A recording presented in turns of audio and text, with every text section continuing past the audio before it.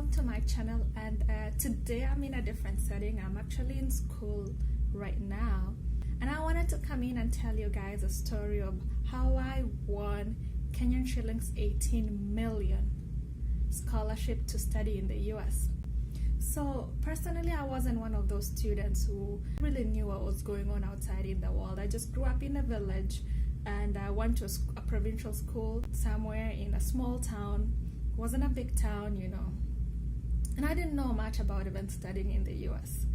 And how it happened really was just a coincidence. So first things first, okay, high school.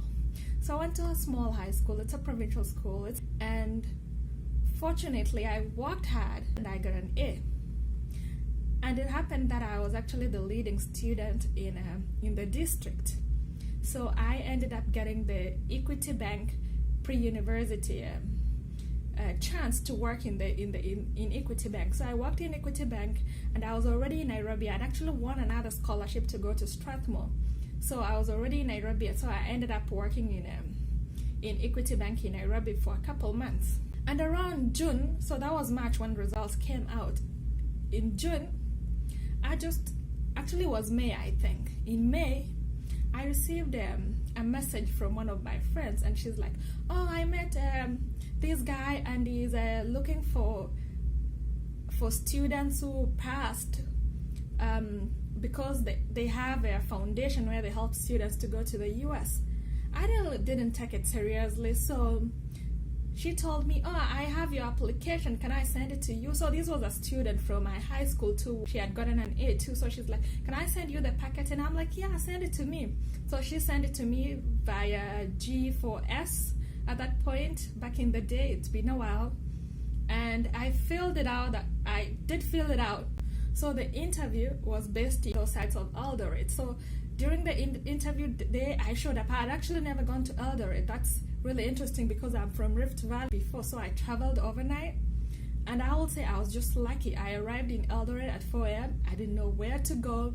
And then I just asked guys, you know, I waited in a hotel, you know, those hotels in the stage. And I got there, there were students from these big high schools, Kenya High, Starehe Boys, Alliance, and all those big Kabarak, those big schools. So we already were underdogs actually, and I didn't know anybody who had been in the program before. So I really didn't know what the program was all about and what I needed to get into the program. And the program usually takes about 10 students, and usually they interview about 100 students. 100 students. So I just showed up. I went in for an interview, and then they take your picture so that they can associate that picture with your interview.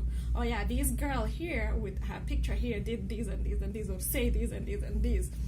So long story short, after the interview, the following day was followed by a run, a 1500 meter run. So 1500 meter run is 3 rounds and 3 quarters, if I'm not wrong, of a 400 meter field. I showed up there. So the following day we ran. I think I was the second position. So running really does not determine, but I think it shows them that someone is actually determined to do this. Like if you can run, because I think the slowest actually person got into the group during my time, which is the last person, but she finished. She didn't give up. She finished actually the run. Now after the run, they usually go in and talk a little bit and then come back and announce. So they announced. All and behold, my world changed.